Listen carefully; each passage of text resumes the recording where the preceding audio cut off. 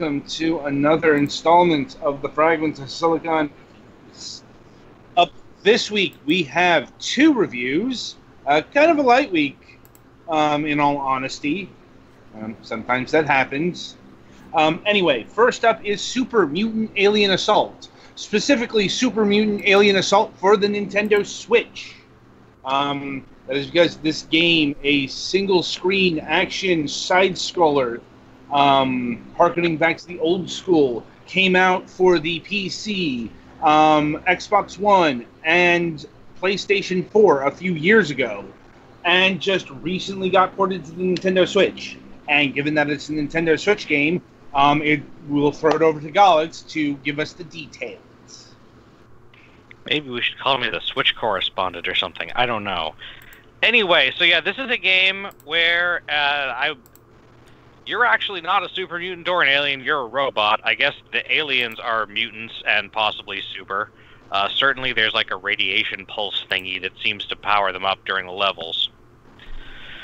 But yeah, each stage is pretty much fits on a single screen. So you start out with just a little robot guy. There are boxes that give out all kinds of different weapons.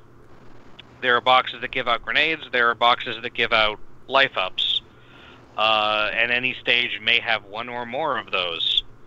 The types of weapons go from the ordinary things like a shotgun or a grenade launcher or a sniper rifle and the sniper rifle, some of them are comically large compared to your tiny little robot dudes. And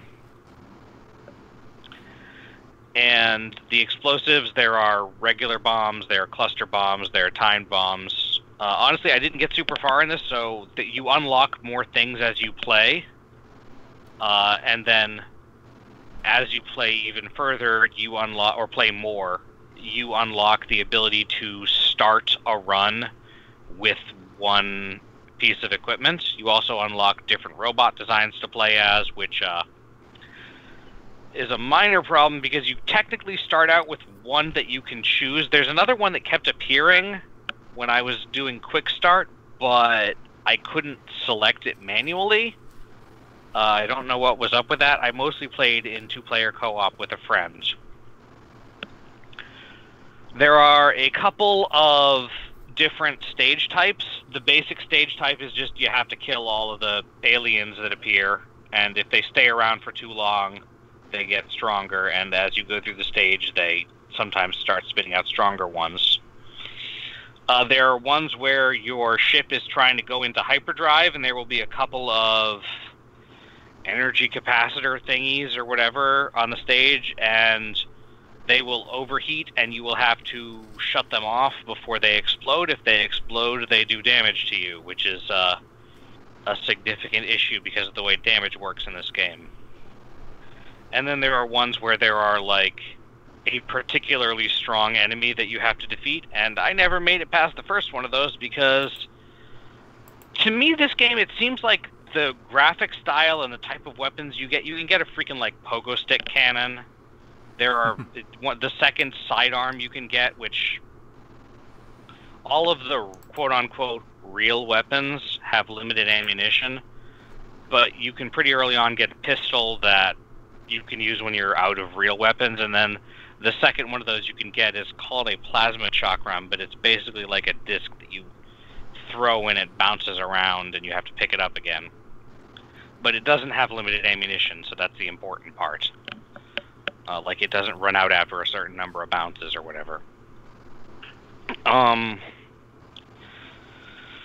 So yeah, this game is hard. You start out with 5 hearts. One of the random things that can drop from crates is a heart, or a half a heart, one or a half. One of the things, like the weapon boxes, explosive boxes, and heart boxes that I talked about, recharge over time, and you can't use them right away again.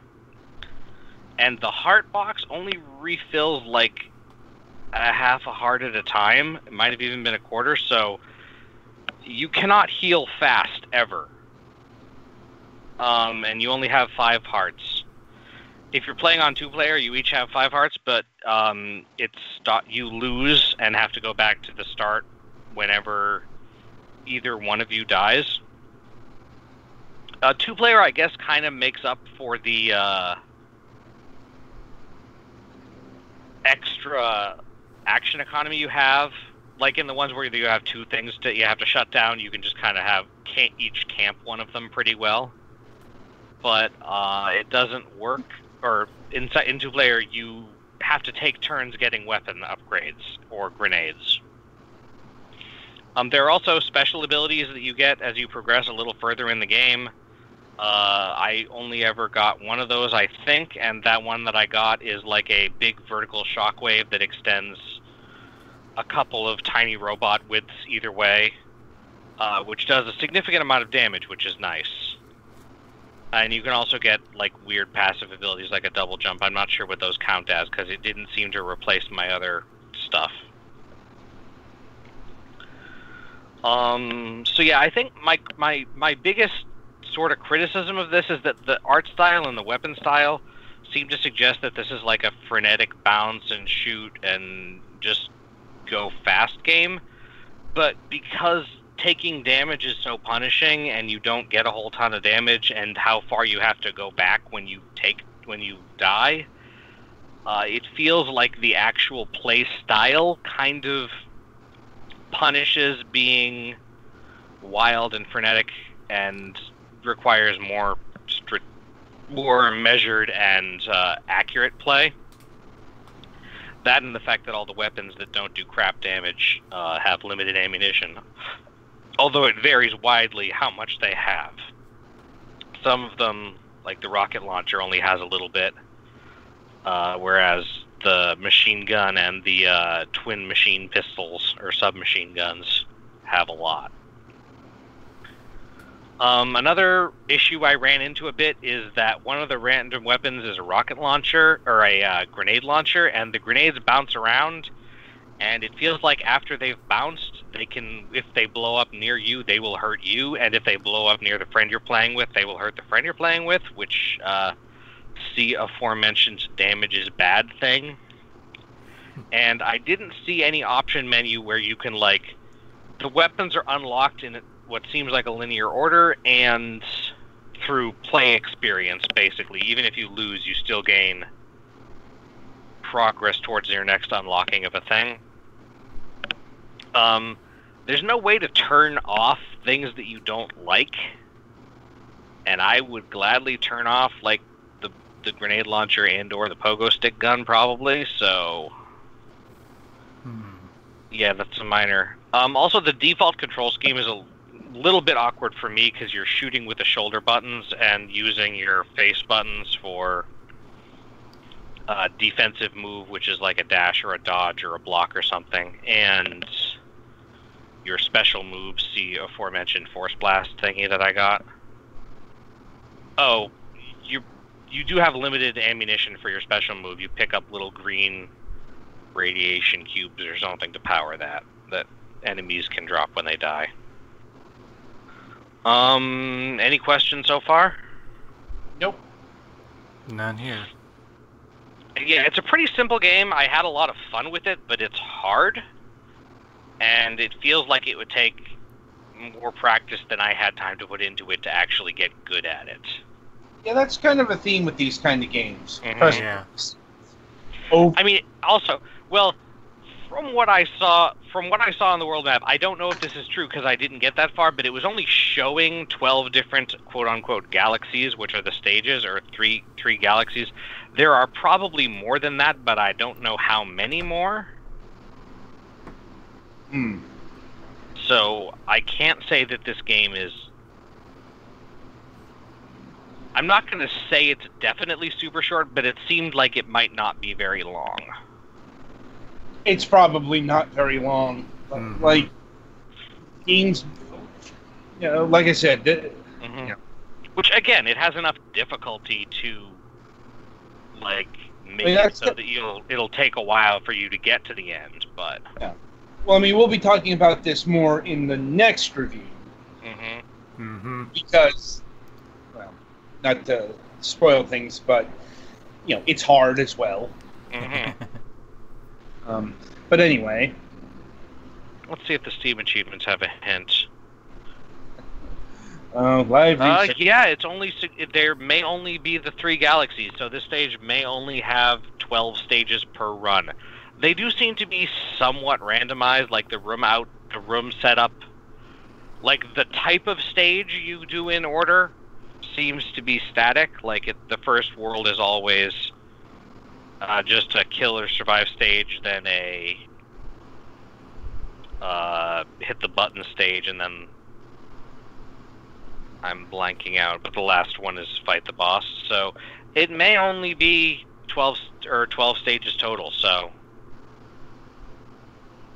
I don't know, but yeah, it is hard. So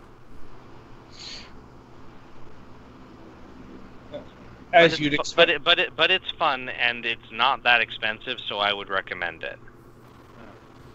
Anyway, let's see. Pricing is $9.99, and that is across like the board.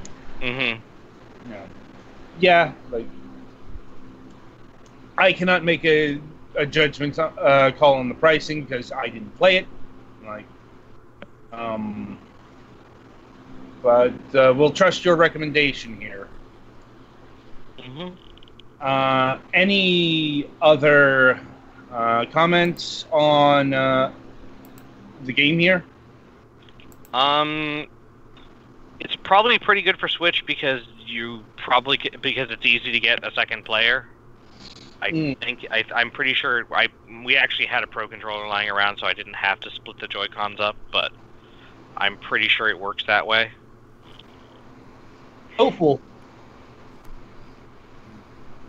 So, all right, then. Yeah. But it should be good on every other platform too, because it certainly doesn't seem to have anything limiting it to the Switch. All right, then. That'll about do it for Super Mutant Alien Assault. Be sure to tune in after the break as we review Blazing Chrome.